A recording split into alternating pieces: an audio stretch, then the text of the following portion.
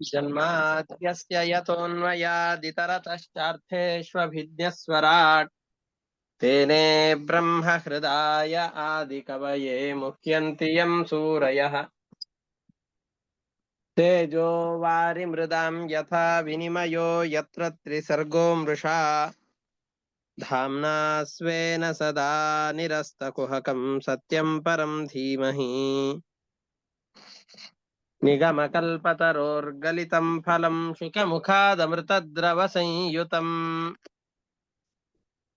पिबत भागवतं रसमालयं मुहुरहो रसिकाः भुवि भावुकाः दारिद्र्यदुःखज्वरदाहितानां मायापिशाचै परिमर्दितानां संसारसिन्धौ परिपातितानां क्षेमाय वै भागवतं प्रगर्जति साङ्केत्यं पारिहास्यं वा स्तोभं हेलनमेव वा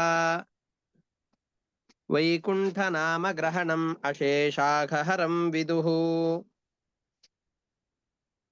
ಶ್ರೀಗುರುಭ್ಯೋ ನಮಃ ಹರಿ ಓಂ.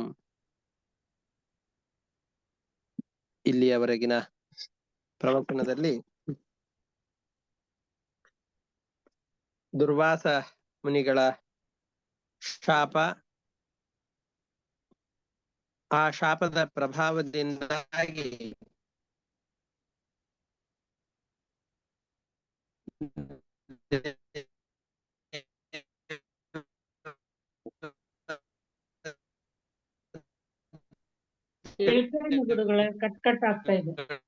ಎಲ್ಲ ಶಕ್ತಿಹೀನರಾಗಿ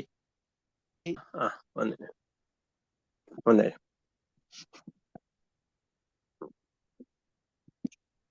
ಈಗ ಕೇಳಿಸ್ತಾ ಇದೆಯಾ? ಹಾಕೊಂಡಿದ್ ನೀನು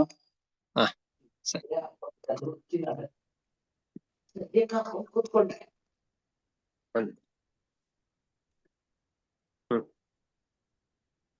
ಈ ರೀತಿಯಾಗಿ ದುರ್ವಾಸ ಋಷಿಗಳ ಶಾಪದಿಂದ ದೇವತೆಗಳೆಲ್ಲ ತಮ್ಮ ಶಕ್ತಿಯನ್ನ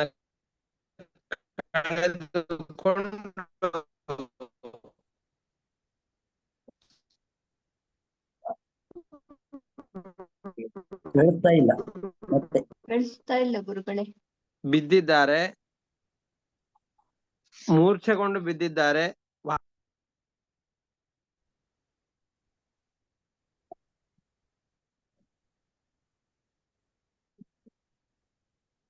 ಕೇಳಿಸ್ತಾ ಇಲ್ಲ ಗುರುಗಳೇ. ಚಂದ್ರಿಕಾ ಸಿರಣ ಅದು. ಒಂದೇ ನಿಮಿಷ.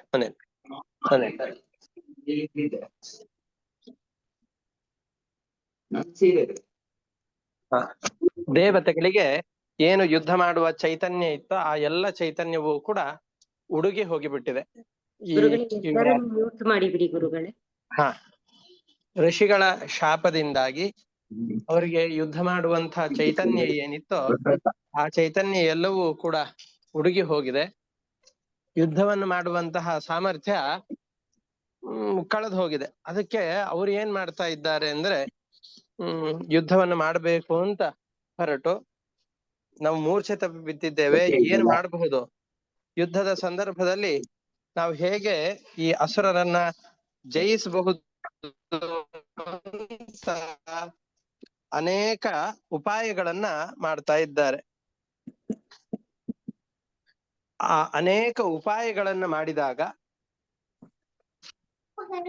ಬ್ರಹ್ಮದೇವರ ಬಳಿಯಲ್ಲಿ ಏನೇ ಬಂದು ನಾವ್ ಏನು ಮಾಡಿದರೆ ನಮಗೀಗ ಈ ಅಪಾಯದಿಂದ ಪಾರಾಗಬಹುದು ಅಂತ ವಿಚಾರ ಮಾಡ್ತಾ ಇದ್ದಾರೆ.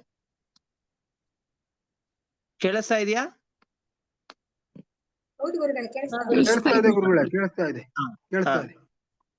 ಹೀಗೆ ಅವರೆಲ್ಲ ಬಹಳಷ್ಟು ವಿಚಾರ ವಿಮರ್ಶೆಯನ್ನು ಮಾಡ್ತಾ ಇದ್ದಾರೆ. ಎಷ್ಟು ವಿಚಾರ ವಿಮರ್ಶೆಯನ್ನು ಮಾಡಿದರೂ ಕೂಡ ಇವರಿಗೆ ಗೆಲ್ಲುವ ಉಪಾಯಗಳು ಯಾವುದು ಕಾಣಿಸ್ತಾ ಇಲ್ಲ. ಏನ್ ಮಾಡಬೇಕು ಅಂತ ಗೊತ್ತಾಗ್ಲಿಲ್ಲ. ಅದಕ್ಕೆ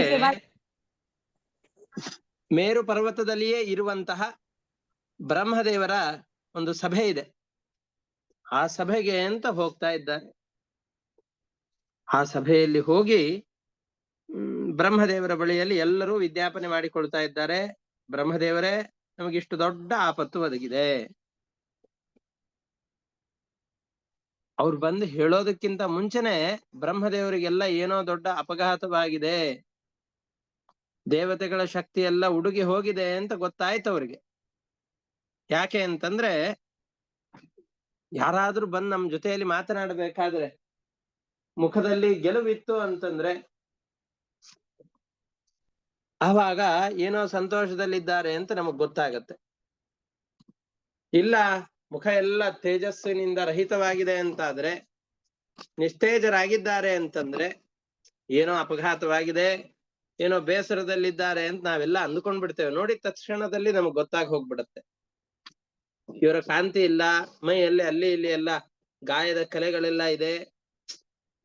ಲೋಕಗಳನ್ನ ಮೇಲ್ಗಡೆಯಿಂದ ನಿಂತು ಗಮನಿಸಿದ್ರು ಕೂಡ ಯಾವ ಲೋಕದಲ್ಲೂ ಕೂಡ ಒಳ್ಳೆ ಮಳೆ ಬೆಳೆ ಏನೂ ಆಗ್ತಾ ಇಲ್ಲ. ದೇವತೆಗಳೆಲ್ಲ ಚೆನ್ನಾಗಿದ್ದಾರೆ ಅಂತಂದ್ರೆ,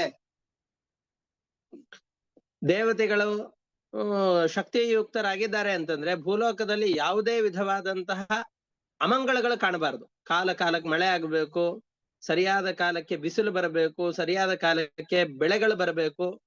ಇದೆಲ್ಲ ಸರಿಯಾಗಿ ಆಗ್ತಾ ಇಲ್ಲ ಅಂತಂದ್ರೆ ದೇವತೆಗಳಿಗೆ ಸರಿಯಾದ ಆಹುತಿಗಳು ಹೋಗ್ತಾ ಇಲ್ಲ ಅಂತ ಅರ್ಥ. ಭೂಮಿಯಲ್ಲೆಲ್ಲ ಇದು ಸರಿಯಾಗಿಲ್ಲ ಅಂತಂದ್ರೆ ದೇವತೆಗಳ ಶಕ್ತಿ ಕುಂದಿದೆ ಅಂತ ಅರ್ಥ. ಅದಕ್ಕೆ ನಿಮ್ಮಂಥವ್ರು ಇರೋದ್ರಿಂದಲೇ ಭೂಮಿಯಲ್ಲಿ ಈಗ್ಲೂ ಒಳ್ಳೆ ಮಳೆ ಬೆಳೆ ಆಗ್ತಾ ಇದೆ ಅಂತ ಹೇಳ್ತಾರಲ್ಲ, ಅದು ಇದೇ ಕಾರಣದಿಂದ. ಏನು ಒಳ್ಳೆ ಸಾತ್ವಿಕರಾದಂಥವ್ರು, ಶ್ರದ್ಧಾವಂತರಾದಂತಹ ವ್ಯಕ್ತಿಗಳು ಭೂಲೋಕದಲ್ಲಿ ಇದ್ದಾರೆ ಅಂತಂದ್ರೆ ಅವರು ದೇವತೆಗಳ ಉದ್ದೇಶದಿಂದ ಕರ್ಮಾಚರಣೆಯನ್ನು ಮಾಡ್ತಾ ಇರ್ತಾರೆ. ಯಾವಾಗ ದೇವತೆಗಳ ಉದ್ದೇಶದಿಂದ ಕರ್ಮಾಚರಣೆಯನ್ನು ಅವ್ರು ಮಾಡ್ತಾ ಇರ್ತಾರೋ ಆವಾಗ ದೇವತೆಗಳಿಗೆ ಅದರಿಂದ ಶಕ್ತಿ ಉಂಟಾಗ್ತಾ ಇರುತ್ತೆ. ಈಗ ಒಬ್ಬೊಬ್ಬರಿಗೆ ಒಂದೊಂದರಿಂದ ಶಕ್ತಿ. ಪಿತೃಗಳಿಗೆಲ್ಲ ನಾವಿಲ್ಲಿ ಪಿಂಡದಾನಾದಿಗಳನ್ನು ಮಾಡಿದ್ವಿ ಅಂತಂದು ಹೇಳಿದ್ರೆ ಅವರಿಗೆ ಅಲ್ಲಿ ಸಂತೋಷವಾಗತ್ತೆ ಅಂತ ನಾವು ಕೇಳ್ತೇವಲ್ಲ.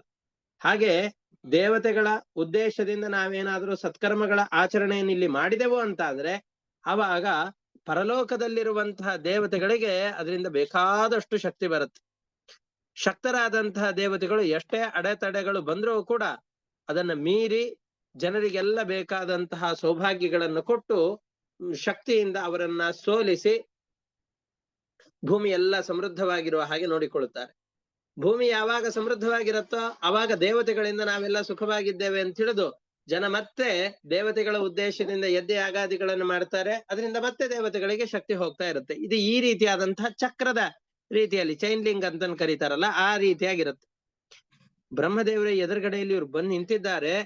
ಆದ್ರೆ ಎಲ್ಲರ ಮುಖದಲ್ಲೂ ಕೂಡ ಕಳೆಯೇ ಇಲ್ಲ, ಎಲ್ಲರೂ ನಿಸ್ತೇಜರಾಗಿ ಹೋಗಿದ್ದಾರೆ. ಯಾಕೆ, ಏನಾಯ್ತು ಅಂತ ಕೇಳ್ತಾ ಇದ್ದಾರೆ. ಅದಕ್ಕೆ ಇವ್ರು ಹೇಳ್ತಾ ಇದ್ದಾರೆ, ಅಸುರರಿಗೆ ಬಹಳ ಬಲ ಬಂದ್ಬಿಟ್ಟಿದೆ, ಗುರುಗಳ ಅನುಗ್ರಹವನ್ನು ಪಡೆದಿದ್ದಾರೆ ಅವರು. ಅದಕ್ಕೆ ನಾವ್ ಏನ್ ಮಾಡ್ಬೇಕು ಅಂತ ನಮಗ್ ಗೊತ್ತಾಗ್ತಾ ಇಲ್ಲ, ನೀವೇ ಒಂದು ದಾರಿಯನ್ನು ತೋರಿಸಿಕೊಡಿ ಅಂತ ಕೇಳ್ತಾ ಇದ್ದಾರೆ. ನಿಶಾಮ್ಯೈತತ್ ಸುರಗಣಾಃ ಮಹೇಂದ್ರ ವರುಣಾದಯಃ ನಾಧ್ಯ ಗಚ್ಚನ್ ಸ್ವಯಂ ಮಂತ್ರೈಃ ಮಂತ್ರಯಂತೋ ವಿನಿಶ್ಚಯಂ. ಏತನ್ನಿಶಾಮ್ಯ, ಈ ಎಲ್ಲ ಘಟನೆಗಳನ್ನ ಕೇಳಿ ಅವರು ಏನ್ ಮಾಡ್ಬೇಕು ಅಂತ ತೀರ್ಮಾನ ಮಾಡ್ಲಿಕ್ಕೆ ಆಗ್ಲಿಲ್ಲ ಅವರಿಗೆ.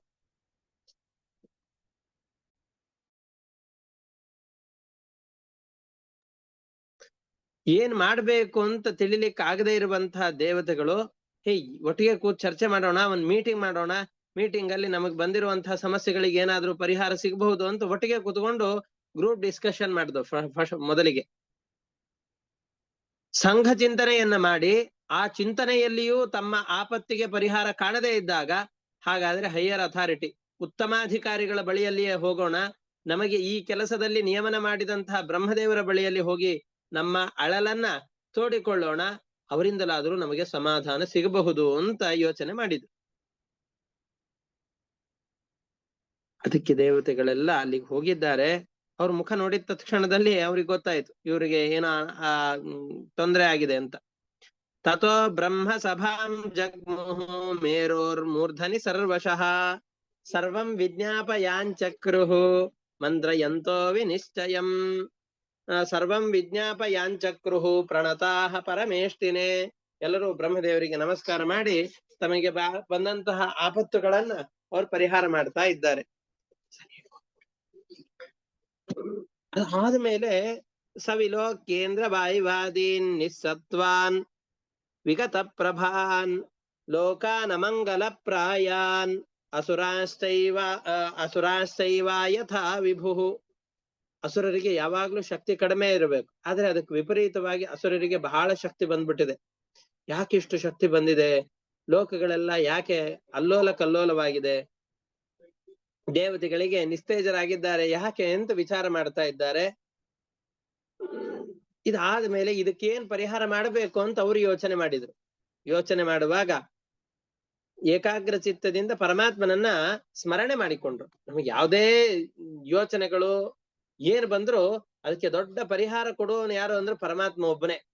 ಅದಕ್ಕೆ ಬಹಳ ದೊಡ್ಡ ಸಮಸ್ಯೆಗಳೇನಾದ್ರೂ ಜೀವನದಲ್ಲಿ ಬಂತು ಅಂತಂದ್ರೆ ಪರಮಾತ್ಮನನ್ನ ನಾವು ನೆನಪಿಸಿಕೊಳ್ಬೇಕು, ಪರಮಾತ್ಮನನ್ನ ಧ್ಯಾನ ಮಾಡ್ಬೇಕು.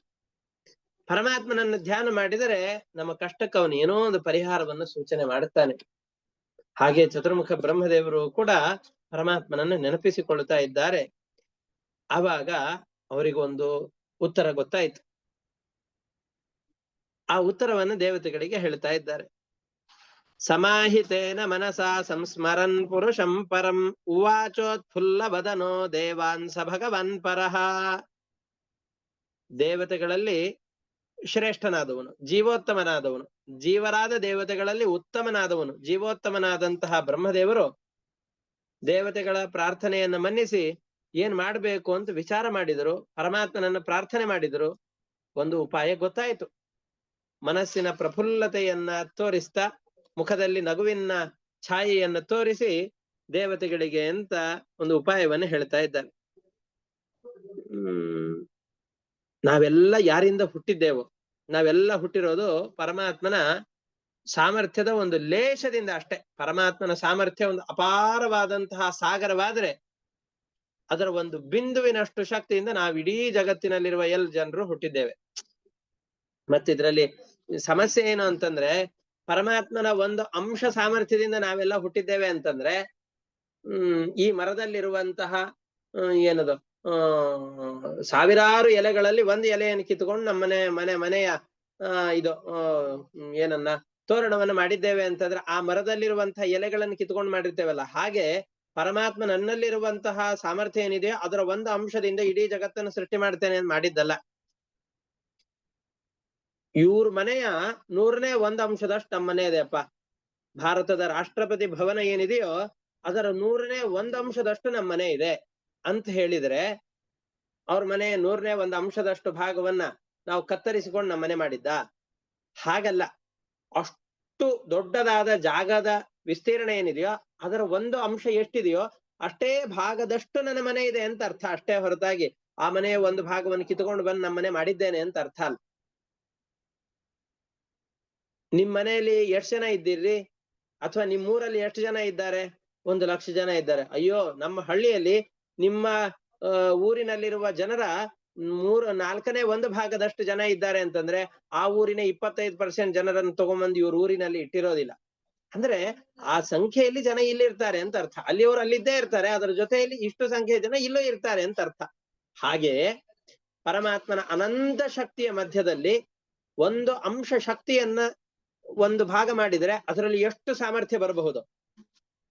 ಅಷ್ಟು ಸಾಮರ್ಥ್ಯದಿಂದ ಇಡೀ ಜಗತ್ತನ್ನು ಸೃಷ್ಟಿ ಮಾಡಿದ್ದಾನೆ. ಅಂದ್ರೆ ಪರಮಾತ್ಮನ ಶಕ್ತಿಗೆ ಒಂದು ಮಿತಿ ಇಲ್ಲ. ಅಪರಿಮಿತವಾದ ಮಹಿಮೆ ಉಳ್ಳವನು ಪರಮಾತ್ಮ. ಹಾಗಾಗಿ ಎಂತಹ ದೊಡ್ಡ ಆಪತ್ತು ಬಂದಿದೆ ಈಗ, ಈ ಆಪತ್ತಿನಿಂದ ಪರಿಹಾರ ಮಾಡುವವನು ನಾನು ಆಗೋದಿಲ್ಲ. ಯಾಕೆಂದ್ರೆ ನನಗೆ ಅವತಾರ ಇಲ್ಲ. ನಾನೇ ಸಾಕ್ಷಾತ್ತಾಗಿ ಬಂದು ನಿಮ್ಮ ಕ್ಲೇಶಗಳಿಂದ ಪರಿಹಾರ ಮಾಡೋಣ ಅಂತಂದ್ರೆ ನನಗೆ ಅವತಾರಕ್ಕೆ ಅವಕಾಶ ಇಲ್ಲ. ಈಗ ಬ್ರಹ್ಮದೇವರು ಯಾವ ಅವತಾರಗಳನ್ನು ಮಾಡೋದಿಲ್ಲ. ಹಾಗಾಗಿ ಬೇರೆ ಯಾರಿಗೂ ಈ ಸಾಮರ್ಥ್ಯ ಇಲ್ಲ. ಈಗ ರುದ್ರದೇವರನ್ನ ಕೇಳಿಕೊಳ್ಳೋಣ ಅಂತಂದ್ರೆ ಅವರ ಶಾಪದಿಂದಲೇನೆ ನಿಮಗೆ ಇಷ್ಟೆಲ್ಲ ದೊಡ್ಡ ಅನರ್ಥವಾಗಿರೋದು, ಅವರಿಗೆ ಅಪಮಾನವಾದದ್ರಿಂದಲೇ ಇಷ್ಟೆಲ್ಲ ಅನರ್ಥವಾಗಿರೋದು. ಹಾಗಾಗಿ ನಾವು ಶರಣು ಹೊಂದಬೇಕು ಅಂದ್ರೆ ಆ ಪರಮಾತ್ಮನನ್ನೇ ಶರಣು ಹೊಂದಬೇಕು, ಆ ಪರಮಾತ್ಮನನ್ನ ಪ್ರಾರ್ಥನೆ ಮಾಡೋಣ ಅಂತ ವಿಚಾರ ಮಾಡ್ತಾ ಇದ್ದಾರೆ. ಅಹಂಭವೋ ಯೂಯಮಥಾಸುರಾದಯೋ ಮನುಷ್ಯ ತಿರ್ಯ ದ್ರುಮ ಘರ್ಮ ಜಾತಯ ಯಸ್ಯಾವತಾರಾಂಶ ಕಲಾ ವಿಸರ್ಜಿತಾಃ ವ್ರಜಾಮ ಸರ್ವೇ ಶರಣಂ ತಮವ್ಯಯಂ. ಎಲ್ಲರೂ ಆ ಪರಮಾತ್ಮನನ್ನ ಶರಣು ಹೊಂದೋಣ, ಆ ಪರಮಾತ್ಮನ ಮೊರೆಯನ್ನು ಹೊಂದೋಣ. ನೀನೇ ನಮಗೆ ರಕ್ಷಕ, ನೀನೇ ನಮಗೆ ಶಿಕ್ಷಕ, ನೀನೇ ನಮಗೆ ದಾರಿಯನ್ನು ತೋರಿಸುವಂತಹ ದೀಪ ಅಂತ ಪರಮಾತ್ಮನನ್ನ ಶರಣು ಹೊಂದೋಣ. ಆವಾಗ ಪರಮಾತ್ಮ ದಾರಿ ತೋರಿಸ್ತಾನೆ. ಅಲ್ಲ, ಅವನಿಗೇನು ಸಾಮರ್ಥ್ಯ ಇದೆ, ನಾವು ಇಷ್ಟೆಲ್ಲ ಕಷ್ಟದಲ್ಲಿ ಸಿಲುಕೊಂಡಿದ್ದೇವೆ, ಅವನು ನಮ್ ಥರನೇ ಅಜ್ಞಾನಿ ಆಗಿದ್ದಾನೆ ಅಂತಂದ್ರೆ ನಮ್ಮನ್ನ ಕಷ್ಟದಿಂದ ಪಾರು ಮಾಡ್ಲಿಕ್ಕೆ ಅವನಿಗೇನು ಸಾಮರ್ಥ್ಯ, ಅವನು ಹೇಗೆ ನಮ್ಮನ್ನ ಕಷ್ಟದಿಂದ ಪಾರು ಮಾಡ್ತಾನೆ ಅಂತ ನೀವೆಲ್ಲ ಅಂದುಕೊಳ್ಳಬಹುದು. ಆದರೆ ಅಹಂ ಭವಃ ಯೂಯಂ ಅಥ ಅಸುರಾದಯ ಮನುಷ್ಯ ತಿರ್ಯಗ್ ದ್ರುಮ ಘರ್ಮ ಜಾತಯ. ಮನುಷ್ಯರು, ಪ್ರಾಣಿಗಳು, 4 ಕಾಲಿನಿಂದ ಸಂಚಾರ ಮಾಡುವಂತಹ ಪ್ರಾಣಿಗಳು, ಮರಗಳು, ಮತ್ತಿನ್ ಯಾವ್ಯಾವ ಕ್ರಿಮಿ ಕೀಟಗಳು ಅಂತಿವೆಯೋ ಅವುಗಳು, ನಾನು, ರುದ್ರದೇವರೇ ಮೊದಲಾದಂತಹ ದೇವತೆಗಳು ಎಲ್ಲರನ್ನೂ ಸೇರಿಸಿದರು ಪರಮಾತ್ಮನ ಅನಂತ ಶಕ್ತಿಯ ಎದುರುಗಡೆಯಲ್ಲಿ ಒಂದು ತೃಣದಷ್ಟು ಸಮಾನವಾಗ್ತೇವೆ ನಾವು. ಅವನ ಶಕ್ತಿಯ ಒಂದು ಅಂಶಕ್ಕೂ ನಾವೆಲ್ಲರೂ ಸಮಾನರಲ್ಲ. ಸಮುದ್ರದ ಎದುರುಗಡೆಯಲ್ಲಿ ನಾವು ಎಷ್ಟಿರೋರು? ಸಮುದ್ರದ ಒಂದು ಬಿಂದು ಮಾತ್ರದಷ್ಟು ನಾವಿದ್ದೇವೆ ಅಂತ ಹೇಳಿದರೆ ಸಮುದ್ರದ ಒಂದು ಬಿಂದು ನಾವು ಅಂತ ಅರ್ಥ ಅಲ್ಲ, ಅದರ ಬಿಂದುವಿಗೂ ನಾವು ಸಮಾನರಲ್ಲ ಅನ್ನುವ ಅರ್ಥ. ಹಾಗೆಯೇ ಪರಮಾತ್ಮನ ಒಂದು ಅಂಶ ಶಕ್ತಿಯಿಂದ ಇಡೀ ಜಗತ್ತು ಸೃಷ್ಟವಾಗಿದೆ ಅಂತಂದ್ರೆ ಇಡೀ ಜಗತ್ತಿನ ಶಕ್ತಿ ಏನಿದೆಯೋ ಅದು ಪರಮಾತ್ಮನ ಅನಂತ ಶಕ್ತಿಯ ಎದುರುಗಡೆಯಲ್ಲಿ ಒಂದು ಚಿಕ್ಕದಾದ ತುಣುಕನ್ನು ತೆಗೆದ್ರೆ, ಒಂದು ಸೂಜಿಯ ಮನೆಯಷ್ಟು ಶಕ್ತಿಯನ್ನು ಡಿವೈಡ್ ಮಾಡ್ಲಿಕ್ಕೆ ಬರುತ್ತೆ ಅಂತಾದ್ರೆ ಆ ಶಕ್ತಿಯ ಪರಿಮಾಣ ಪ್ರಭಾವ ಎಷ್ಟಿರುತ್ತೋ ಅಷ್ಟು ಶಕ್ತಿ ಇಡೀ ಜಗತ್ತಿನ ಎಲ್ಲರ ಶಕ್ತಿಯನ್ನು ಸೇರಿಸಿದರೂ ಆಗಲಾರದು. ಅಷ್ಟು ಅಮೋಘವಾದ ಸಾಮರ್ಥ್ಯ ಪರಮಾತ್ಮನಲ್ಲಿದೆ. ಹಾಗಾಗಿ ನಮಗೆ ಏನೇ ಕಷ್ಟಗಳು ಬಂದ್ರು ಶರಣು ಹೊಂದಬೇಕಾದದ್ದು ಪರಮಾತ್ಮನನ್ನ, ಅವನೇ ಮೊರೆ ಹೊಂದೋಣ, ಅವನನ್ನೇ ಮೊರೆ ಹೊಂದೋಣ. ಇದೇನ್ ದೊಡ್ಡ ಉಪಾಯ, ಇದೇನ್ ದೊಡ್ಡ ಉಪಾಯ. ಇದನ್ ಬ್ರಹ್ಮದೇವರು ಯಾಕೆ ಹೇಳ್ಬೇಕಾಗಿತ್ತು? ಹೇಳ್ಬೇಕಾಗಿತ್ತು ಯಾಕೆ ಅಂತಂದ್ರೆ ಇವ್ರಿಗೆಲ್ಲರಿಗೂ ಬ್ರಹ್ಮದೇವರ ಬಳಿಯಲ್ಲಿ ಬಂದು ಕೇಳಿಕೊಳ್ಬೇಕು ಅಂತ ಅನ್ನಿಸ್ತೇ ಹೊರತಾಗಿ ಪರಮಾತ್ಮನನ್ನ ಪ್ರಾರ್ಥನೆ ಮಾಡ್ಬೇಕು ಅಂತ ಅನ್ನಿಸ್ಲೇ ಇಲ್ಲ. ಹಾಗೆ ನಮಗೂ ಜೀವನದಲ್ಲಿ ಎಷ್ಟೋ ಆಪತ್ತುಗಳು ಬಂದಾಗ ಅವ್ರ ಹತ್ರ ಇವ್ರ ಹತ್ರ, ಅವ್ರ ಹತ್ರ ಇವ್ರ ಹತ್ರ ಅಂತ ಅನೇಕ ಕಡೆಗಳಲ್ಲಿ ತಡಕಾಡ್ತೇವೆ, ಯಾರು ನಮ್ಮ ಸಮಸ್ಯೆಗಳಿಗೆ ಪರಿಹಾರವನ್ನು ಸೂಚನೆ ಮಾಡುವವರು ಅಂತ. ಕೊನೆಗೆ ಯಾರಿಂದಲೂ ಇದಾಗ್ಲಿಲ್ಲ ಅಂತಂದ್ರೆ ಯಾರ ಬಳಿಯಲ್ಲಿ ಹೋಗಿರ್ತೇವೋ ಅವರು ದೇವರೇ ಗತಿಯಪ್ಪ, ಇದನ್ನ ನಮ್ ಕಡೆಯಿಂದನೂ ಮಾಡ್ಲಿಕ್ಕೆ ಆಗೋದಿಲ್ಲ, ನಿನ್ನ ಅದೃಷ್ಟ, ದೇವರ ಅನುಗ್ರಹ ಇದ್ರ ಆಗತ್ತೆ ಅಂತ ಹೇಳಿ ಕಳಿಸ್ದಾಗ ಹೌದು ಅಂತ ಮನೆ ದೇವ್ರ ನೆನಪು ಬರುತ್ತೆ, ನಮ್ಮ ಊರಿನ ನಮ್ಮ ಮನೆಯ ರೋಡಿನಲ್ಲಿ ಇರುವಂತಹ ದೇವರ ನೆನಪು ಬರುತ್ತೆ, ಆವಾಗ ಸೇವೆಗಳನ್ನು ಮಾಡಿಸ್ಬೇಕು ಅಂತ ನೆನಪು ಬರುತ್ತೆ, ಓದಿದ 4 ಮಂತ್ರಗಳು ಅವಾಗ ನೆನಪಿಗೆ ಬರುತ್ತೆ. ಹಾಗಾದ್ರೆ ಭಗವಂತನನ್ನ ಬೇಡಬೇಕು ಅನ್ನೋ ಚಿಂತನೆ ಇದೆ ಅಲ್ಲ, ಇದು ಮನಸ್ಸಿಗೆ ಬರೋದು ಬಹಳ ಕಷ್ಟ. ಹಾಗಾಗಿ ನಾವೆಲ್ಲರೂ ಪರಮಾತ್ಮನ ಬಳಿಯಲ್ಲಿ ಹೋಗೋಣ, ನಮ್ಮ ಕಷ್ಟಗಳಿಗೆ ಪರಮಾತ್ಮನನ್ನ ಪ್ರಾರ್ಥಿಸೋಣ ಅನ್ನುವ ಚಿಂತನೆ ನಮ್ಮಲ್ಲಿ ಮೂಡಬೇಕಲ್ಲ. ಆ ಮೂಡುವ ಚಿಂತನೆಯನ್ನ ಪ್ರೇರಣೆ ಮಾಡುವ ಶಕ್ತಿ ವಾಯುದೇವರು ಮತ್ತು ಬ್ರಹ್ಮದೇವರು. ಅದಕ್ಕೆ ಅವರ ನಿರಂತರವಾದ ಸ್ತೋತ್ರ ಬೇಕು. ವಾಯು ಸ್ತೋತ್ರ ಬೇಕು, ಬ್ರಹ್ಮದೇವರ ಸ್ತೋತ್ರ ಬೇಕು. ಸಾಕ್ಷಾತ್ ಪರಮಾತ್ಮನ ಮಕ್ಕಳು ಎಂದೆಂದಿಗೂ ಕೂಡ ಮರೆಯದೇ ಇರುವ ಪರಮಾತ್ಮನ ಸ್ಮೃತಿ ಉಳ್ಳವರು. ಪರಮಾತ್ಮನ ಜ್ಞಾನ ಎಂದೆಂದಿಗೂ ಕೂಡ ಇವ್ರಿಗೆ ಮರೆಯ ಹೋಗೋದೇ ಇಲ್ಲ. ನಾವು ಒಂದು ಕ್ಷಣ ಮಾಡ್ತೇವೆ, ಮುಂದಿನ ಕ್ಷಣದಲ್ಲಿ ಮರೆತು ಬಿಡ್ತೇವೆ. ಹಾಗಲ್ಲ, ಯಾವಾಗಲೂ ಪರಮಾತ್ಮನ ಸ್ಮರಣೆಯುಳ್ಳಂತಹ ಬ್ರಹ್ಮದೇವರ ಬಳಿಯಲ್ಲಿ ದೇವತೆಗಳೆಲ್ಲ ಹೋಗಿ ತಮ್ಮ ಪ್ರಾರ್ಥನೆಯನ್ನ ಸಲ್ಲಿಸಿದಂತೆ ನಾವೆಲ್ಲರೂ ನಮ್ಮ ಕಷ್ಟಗಳಿಗೆ ಪರಮಾತ್ಮನನ್ನ ಮೊರೆ ಹೊಂದಬೇಕು. ಅದು ಪ್ರಾಣದೇವರು ಬ್ರಹ್ಮದೇವರ ಮುಖಾಂತರವಾಗಿ. ಅಲ್ಲ, ಪರಮಾತ್ಮನಿಗೆ ನಮ್ ಕಷ್ಟ ಇದೆ ಅಂತ ಕೇಳಿದರೆ ಅವನ್ ಯಾಕೆ ಸಹಾಯ ಮಾಡ್ಬೇಕು? ಯಾಕೆ? ಈಗ ನಮಗೆ ಯಾರಿಂದ ಅಪಾಯ ಆಗಿದೆ? ಅಸುರರಿಂದ ನಮಗೆ ಅಪಾಯ ಆಗಿದೆ.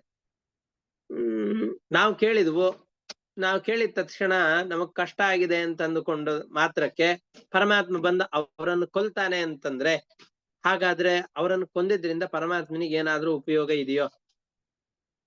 ಉಪಯೋಗ ಇಲ್ಲ ಅಂತಂದ್ರೆ ಅವನಿಗೆ ಇವರು ವಧ್ಯರು ಅಂತಲೂ ಕರೆಸ್ಕೊಳ್ಳೋದಿಲ್ಲ. ಅವನು ಅಸುರರನ್ನೇ ಕೊಲ್ಬೇಕು. ಅವನಿಗೇನು ಪ್ರಯೋಜನ ಇಲ್ಲ ಅಂತಂದ್ರೆ, ನಮಗೆ ಏನೂ ಪ್ರಯೋಜನ ಇಲ್ಲ ಅಂತಂದ್ರೆ ಯಾವುದೋ ಒಬ್ಬ ವ್ಯಕ್ತಿಯನ್ನ ಪ್ರೀತಿಯನ್ನಾಗ್ಲಿ ಅಥವಾ ಯಾವುದೋ ಒಬ್ಬ ವ್ಯಕ್ತಿಯ ದ್ವೇಷವನ್ನಾಗ್ಲಿ ನಾವ್ ಯಾಕೆ ಮಾಡ್ಲಿಕ್ಕೆ ಹೋಗ್ತೇವೆ? ಪರಮಾತ್ಮನಿಗೆ ರಾಕ್ಷಸರನ್ನು ಕೊಲ್ಲೋದ್ರಿಂದ ಯಾವ ಪ್ರಯೋಜನವೂ ಇಲ್ಲ. ಆಮೇಲೆ ಪರಮಾತ್ಮನಿಗೆ ಇವರನ್ನ ನಾನೇನಾದ್ರೂ ಚೆನ್ನಾಗಿ ಪಾಲನೆ ಮಾಡಿದೆ ಅಂತಂದ್ರೆ ನನಗೂ ಕೊನೆ ಕಾಲದಲ್ಲಿ ಇವ್ರು ಬಂದು ನನ್ನನ್ನು ನೋಡ್ಕೊಳ್ಬಹುದು, ಅದಕ್ಕೋಸ್ಕರ ಈಗ ಇವ್ರನ್ನ ಪಾಲನೆ ಮಾಡೋಣ ಅಂತ ಪೋಷಕರು ತಮ್ಮ ಮಕ್ಕಳನ್ನ ಬಾಲ್ಯದಲ್ಲಿ ಎಲ್ಲ ಪೋಷಣೆ ಮಾಡಿರ್ತಾರಲ್ಲ, ಹಾಗೆ ಪರಮಾತ್ಮನಿಗೆ ಅಯ್ಯೋ ಮುಂದೆ ನನ್ನ ರಕ್ಷಣೆಗೋಸ್ಕರ ದೇವತೆಗಳೆಲ್ಲ ಇರಬೇಕು, ಅದಕ್ಕೋಸ್ಕರ ಇವ್ರಿಗೆ ಅನುಕೂಲ ಆಗ್ಲಿ ಅಂತ ರಾಕ್ಷಸರನ್ನ ಕೊಂದು ಬಿಡೋಣ ಅಂತ ಮಾಡ್ಲಿಕ್ಕೆ ಅವಕಾಶ ಇದೆಯೋ? ಅದಕ್ಕೂ ಅವಕಾಶ ಇಲ್ಲ. ಯಾಕೆ ಅಂದ್ರೆ ಯಾರೂ ಪರಮಾತ್ಮನ ರಕ್ಷಣೆಗೆ ಅಂತ ಬೇಕಾಗಿಯೇ ಇಲ್ಲ. ಅವನು ಸ್ವರಕ್ಷಣ ಸಾಮರ್ಥ್ಯವುಳ್ಳವನು. ಹಾಗೆ ಅಂತ ಯಾರನ್ನೋ ತಾತ್ಸಾರ ಮಾಡುವ ಹಾಗೆಯೂ ಇಲ್ಲ. ಯಾರನ್ನೋ ತಂದು ಮೇಲ್ಗಡೆಯಲ್ಲಿ ಕೂಡಿಸಬೇಕಾಗಿಲ್ಲ, ಯಾರನ್ನೋ ಅವನು ತಿರಸ್ಕಾರವನ್ನು ಮಾಡಬೇಕಾಗಿಲ್ಲ. ಆದರೂ ನಮಗೆ ಅಂತ ನಾವು ಹೋಗಿ ಪ್ರಾರ್ಥನೆ ಮಾಡಿದ ತತ್ಕ್ಷಣದಲ್ಲಿ ಅವನು ಯಾಕೆ ನಮ್ಮನ್ನ ರಕ್ಷಣೆ ಮಾಡ್ತಾನೆ?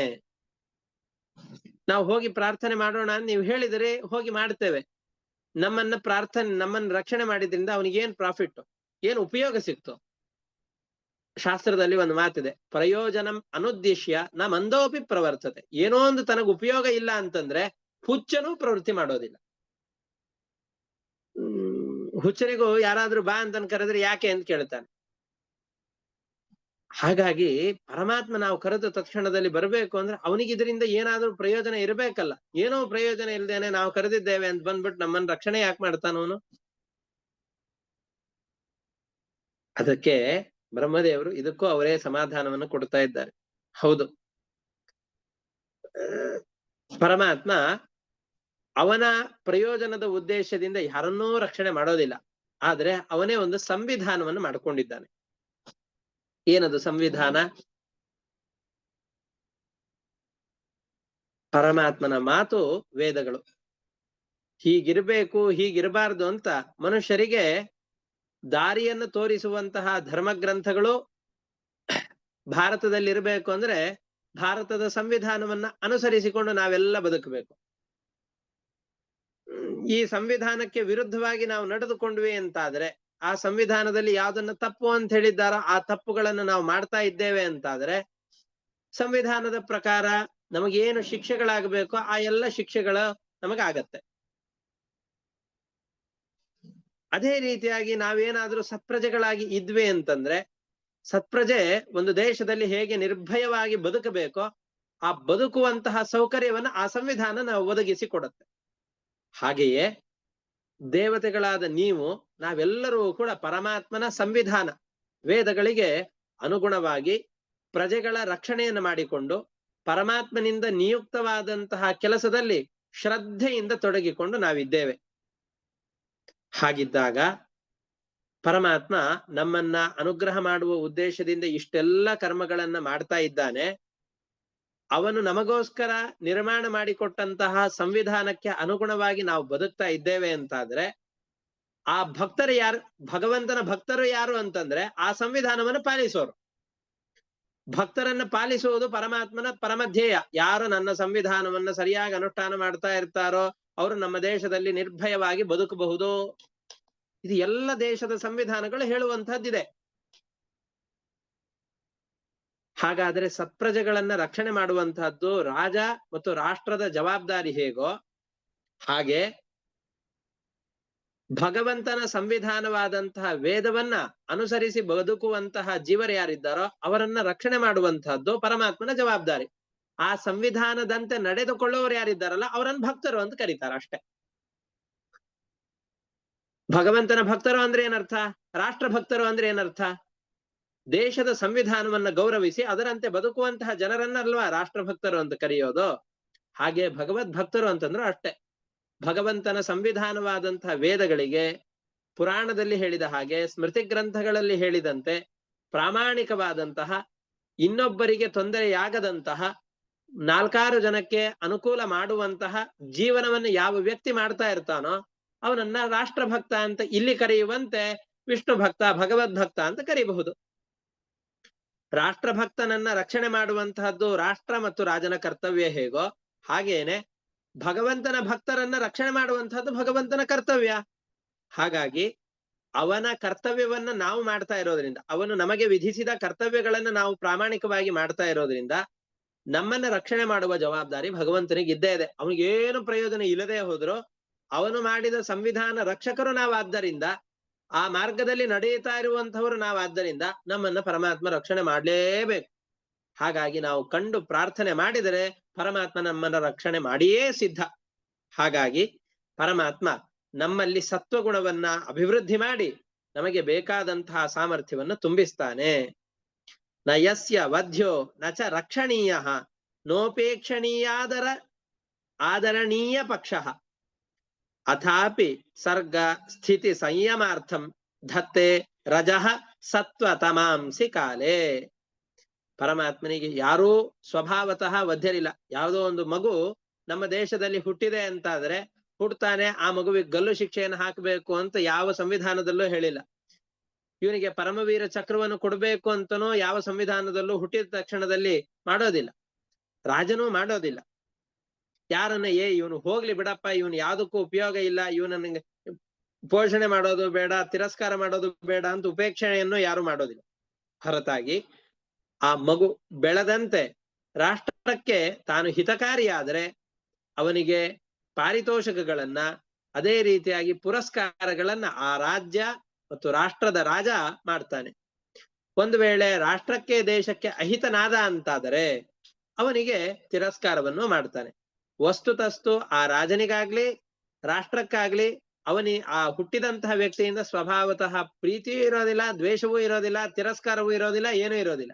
ಆದರೆ ಅವನು ತನ್ನ ಸ್ವಭಾವವನ್ನು ಯಾವ ರೀತಿಯಾಗಿ ತೋರಿಸಿಕೊಳ್ತಾನೋ, ಯಾವ ರೀತಿಯಾಗಿ ಜನರಿಗೆ ತಾನು ತನ್ನನ್ನ ತೋರಿಸಿಕೊಳ್ತಾನೋ, ತನ್ನಿಂದ ಜನರಿಗೆ ಉಪಕಾರವನ್ನು ಮಾಡ್ತಾನೋ, ಆವಾಗ ಅವನು ಶಿಕ್ಷಣೀಯನೋ ಅಥವಾ ಪುರಸ್ಕಾರಾರ್ಹನೋ ಆಗ್ತಾನೆ. ನಾವೆಲ್ಲ ಪುರಸ್ಕಾರಾರ್ಹರಾದವರು. ಯಾಕೆಂದ್ರೆ ವೇದಗಳನ್ನ ಅನುಸರಿಸಿಕೊಂಡು ಭಗವಂತನ ಆದೇಶವನ್ನು ಪಾಲನೆ ಮಾಡುವಂತಹ ಲೋಕಪಾಲಕರಾಗಿ ನಾವಿರುವಂತಹವರು. ನಮಗೆ ಕಷ್ಟ ಬಂದ್ರೆ ಭಗವಂತ ನಮ್ಮ ರಕ್ಷಣೆಗೆ ಬಂದೇ ಬರ್ತಾನೆ. ಹಾಗಾಗಿ ನಾವು ಪರಮಾತ್ಮನನ್ನ ಪ್ರಾರ್ಥನೆ ಮಾಡೋಣ ಅಂತ ಕೇಳ್ತಾ ಇದ್ದ. ಅಥಾಪಿ ಸರ್ಗ ಸ್ಥಿತಿ ಸಂಯಮಾರ್ಥಂ ಧತ್ತೆ ರಜಃ ಸತ್ವ ತಮಾಂಸಿ ಕಾಲೇ.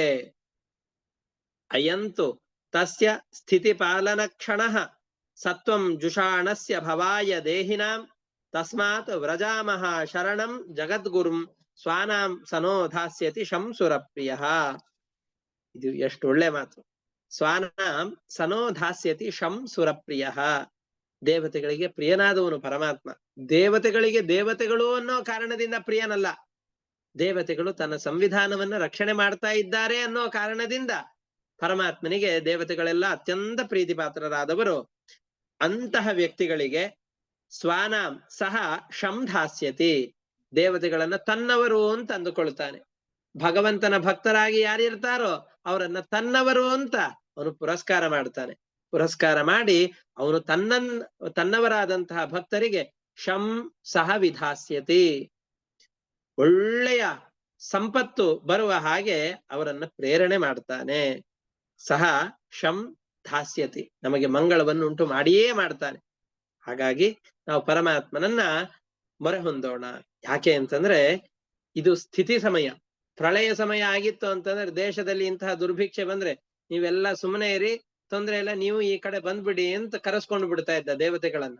ಇದು ಪ್ರಳಯ ಸಮಯ ಅಲ್ಲ. ಪ್ರಜೆಗಳೆಲ್ಲರನ್ನ ರಕ್ಷಣೆ ಮಾಡುವ, ಪರಿಪಾಲನೆ ಮಾಡುವ, ದೇವತೆಗಳಿಗೆ ಶಕ್ತಿ ತುಂಬುವಂತಹ ಕರ್ಮಗಳೆಲ್ಲವೂ ಭೂಮಿಯಲ್ಲಿ ಆಗಬೇಕಾದಂತಹ ಸಮಯ. ಪರಮಾತ್ಮ ನಮ್ಮೆಲ್ಲರನ್ನು ಕೂಡ ಪಾಲನೆ ಮಾಡ್ಲಿಕ್ಕೋಸ್ಕರ ಅಂತ ಬಿಟ್ಟಂತಹ ಸಮಯ. ಸತ್ವಗುಣವನ್ನ ಅಭಿವೃದ್ಧಿ ಮಾಡಬೇಕು ಅಂತ ಅಂದುಕೊಂಡಂತಹ ಸಮಯ ಇದು. ಹಾಗಾಗಿ ಇದು ನಮಗೆ ಅನುಕೂಲವಾದಂತಹ ಸಮಯ. ನಮಗೆ ಅನುಕೂಲವಾದ ನಮ್ಮ ಕೆಲಸವನ್ನ ಮಾಡ್ಲಿಕ್ಕೆ ಬೇಕಾದಂತಹ ಈ ಕಾಲದಲ್ಲಿ ಶತ್ರುಗಳಿಂದ ನಮಗೆ ಅಪಾಯವಾದಾಗ ಪರಮಾತ್ಮನನ್ನ ಪ್ರಾರ್ಥನೆ ಮಾಡೋಣ. ದೇವತೆಗಳ ಬಗ್ಗೆ ಮಂಗಳವನ್ನು ಖಂಡಿತ ಪರಮಾತ್ಮ ಉಂಟು ಮಾಡ್ತಾನೆ ಅಂತ ಈ ರೀತಿಯಾಗಿ ಬ್ರಹ್ಮದೇವರು ದೇವತೆಗಳೆಲ್ಲರಿಗೂ ಕೂಡ ಅಭಯವನ್ನು ಕೊಡ್ತಾ ಇದ್ದಾರೆ. ಮೊದಲಿಗೆ ಬಹಳ ದುಗುಡದ ವಾತಾವರಣ ಇದ್ದಾಗ ಅವನಿಗೆ ಪರಿಹಾರವನ್ನು ಹೇಳ್ತೇವೋ ಬಿಡ್ತೇವೋ ಎರಡನೇ ಮಾತು. ಮೊದಲಿಗೆ ಸಮಾಧಾನವನ್ನು ಮಾಡಬೇಕು. ಎಲ್ಲರಿಗೂ ತತ್ಕ್ಷಣದಲ್ಲಿ ಪರಿಹಾರೋಪಾಯಗಳು ಕಾಣೋದಿಲ್ಲ. ಅಷ್ಟೇ ಅಲ್ಲದೇನೆ ಎಲ್ಲರೂ ತಮಗೆ ಬಂದಂತಹ ಸಮಸ್ಯೆಗಳಿಗೆ ಪರಿಹಾರವನ್ನು ಮಾಡುವ ಸಾಮರ್ಥ್ಯವನ್ನು ಹೊಂದಿದವರಾಗಿರ್ತಾರೆ ಅಂತಿಲ್ಲ. ಹಾಗಾದಾಗ ಯಾರು ಸಮಸ್ಯೆ ಅಂತ ಹೇಳಿಕೊಂಡು ಬಂದಿರ್ತಾರೋ ಅವರಿಗೆ ಮೊದಲಿಗೆ ಸಮಾಧಾನವನ್ನು ಮಾಡಬೇಕು. ಸಮಾಧಾನ ಮಾಡಿ ಉಪಾಯವನ್ನ ಚಿಂತನೆ ಮಾಡೋಣ ಅಂತ ಸ್ವಲ್ಪ ಚಿಂತಿಸಬೇಕು. ಚಿಂತಿಸಿ ತಾನು ಚೆನ್ನಾಗಿ ಯಾವ ಉಪಾಯ ಇವರಿಗೆ ಹೊಂದಿಕೆ ಆಗಬಹುದು ಅಂತ ವಿಚಾರ ಮಾಡಿ ಆ ವಿಚಾರವನ್ನ ತೊಂದರೆಯಿಂದ ಬಳಲಿ ಬಂದಂತಹ ವ್ಯಕ್ತಿಗಳಿಗೆ ತಿಳಿಸಿಕೊಡ್ಬೇಕು. ಆ ಎಲ್ಲ ಕ್ರಮವನ್ನ ಬ್ರಹ್ಮದೇವರು ಮಾಡಿ ನಮಗೆ ತೋರಿಸಿಕೊಡ್ತಾ ಇದ್ದಾರೆ. ಹಾಗಾಗಿ ಬ್ರಹ್ಮದೇವರೇ ಮುಂದು ಮಾಡಿಕೊಂಡು ಎಲ್ಲ ದೇವತೆಗಳನ್ನ ಸೇರಿಸಿಕೊಂಡು ಶ್ವೇತದ್ವೀಪ ಅಂತ ಒಂದು ನಾವು ಹಿಂದೆ ನೋಡಿದ್ದೇವಲ್ಲ, ಯಾವ ಮಕರನ ಮೊಸಳೆಯ ಬಾಯಿಗೆ ಸಿಕ್ಕಂತಹ ಗಜೇಂದ್ರನನ್ನ ರಕ್ಷಣೆ ಮಾಡ್ಲಿಕ್ಕೋಸ್ಕರ ಅಂತ ಪರಮಾತ್ಮ ಬಂದಿದ್ನೋ, ಆ ಕ್ಷೀರ ಸಾಗರದ ಮಧ್ಯದಲ್ಲಿದ್ದಂತಹ ಶ್ವೇತ ದ್ವೀಪದಲ್ಲಿ ಪರಮಾತ್ಮ ವಾಸವಾಗಿದ್ದಾನೆ. ಆ ಸ್ಥಳಕ್ಕೆ ಪರಮಾತ್ಮ ಬಂದು ಚತುರ್ಮುಖ ಬ್ರಹ್ಮನಿಂದ ಸಹಿತರಾಗಿ ಎಲ್ಲ ದೇವತೆಗಳು ಕೂಡ ಬಂದು ಆ ಪರಮಾತ್ಮನನ್ನ ವೇದದಲ್ಲಿ ವರ್ಣಿಸಿದಂತಹ ವಿಶೇಷಣಗಳಿಂದ, ವೇದದಲ್ಲಿ ಪರಮಾತ್ಮನನ್ನೇ ಹೇಗೆ ಸ್ತೋತ್ರ ಮಾಡಿದ್ದಾರೋ ಅದನ್ನ ಮನಸಾಧರಿಸಿ ಆ ವಿಶೇಷಣಗಳಿಂದಲೇನೆ ಆ ವಿಶೇಷಣಯುಕ್ತನಾದ ಪರಮಾತ್ಮನನ್ನ ಸ್ತೋತ್ರ ಮಾಡ್ತಾ ಇದ್ದಾರೆ. ಇತ್ಯಾಭಾಷ್ಯ ಸುರಾನ್ವೇಧಾಃ ಸಹ ದೇವೈರರಿಂದಮ ಅಜಿತಸ್ಯ ಪರಂ ಸಾಕ್ಷಾತ್ ಜಗಾಮ ತಮಸಃ ಪರಂ. ತಮಸ್ಸಿನ ದೂರದಲ್ಲಿ ತಮೋಭಾಗ ಅಂತ ಒಂದಿದೆ, ನಾವು ಅದನ್ನೆಲ್ಲ ಬ್ರಹ್ಮಾಂಡದ ವರ್ಣನೆಯ ಸಂದರ್ಭದಲ್ಲಿ ನೋಡಿದ್ದೇವೆ.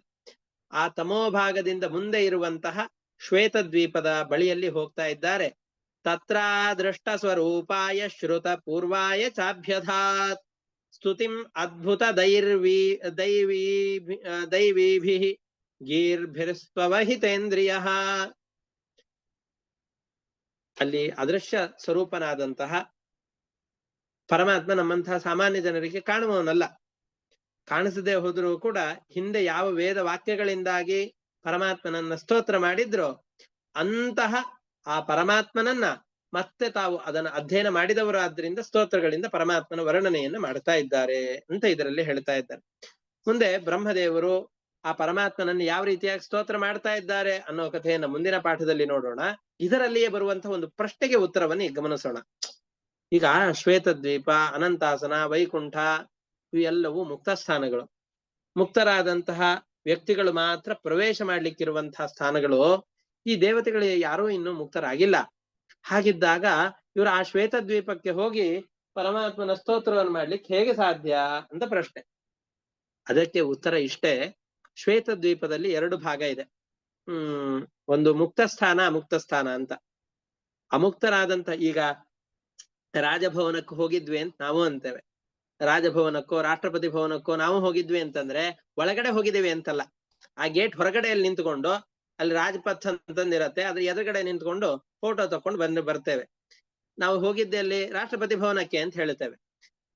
ಒಳಗಡೆ ಹೋಗ್ಲಿಕ್ಕೆ ನಮಗ್ ಪರ್ಮಿಷನ್ ಇಲ್ಲ, ಆದ್ರೆ ಹೊರಗಡೆಯಲ್ಲಿ ನಿಂತ್ಕೊಂಡು ವೇಟ್ ಮಾಡಬಹುದು, ಅಲ್ಲಿ ಸ್ತೋತ್ರ ಮಾಡಬಹುದು. ಹಾಗೆ ಅಲ್ಲಿಯೂ ಕೂಡ ಪರಮಾತ್ಮನ ಆ ಶ್ವೇತ ದ್ವೀಪದಲ್ಲಿ ಅಮುಕ್ತ ಸ್ಥಾನ ಅಂತಿದೆ. ಅಮುಕ್ತರಾದ ದೇವತೆಗಳೆಲ್ಲ ಬಂದು ಪರಮಾತ್ಮನನ್ನ ಕಾಣ್ಲಿಕ್ಕಿರುವಂತಹ ಸ್ಥಾನ. ಭೃಗು ಋಷಿಗಳು ಕೂಡ ಬಂದು ಪರಮಾತ್ಮನನ್ನ ಪ್ರಾರ್ಥನೆ ಮಾಡಿದರಲ್ಲ, ಅದೂ ಈ ಸ್ಥಾನದಲ್ಲಿರುವ ಪರಮಾತ್ಮನನ್ನೇ ನೋಡ್ಲಿಕ್ಕೆ ಅಂತ ಬಂದ್ರು. ಅಲ್ಲೇ ಜಯ ವಿಜಯರು ಅವರನ್ನು ತಡೆದ್ರು. ಅಲ್ಲಿಯೇ ಶಾಪವನ್ನು ಕೊಡಿಸಿಕೊಂಡು ಅವರಿಬ್ರು ಕೂಡ ಕೆಳಲೋಕಕ್ಕೆ ಬಂದ್ರು.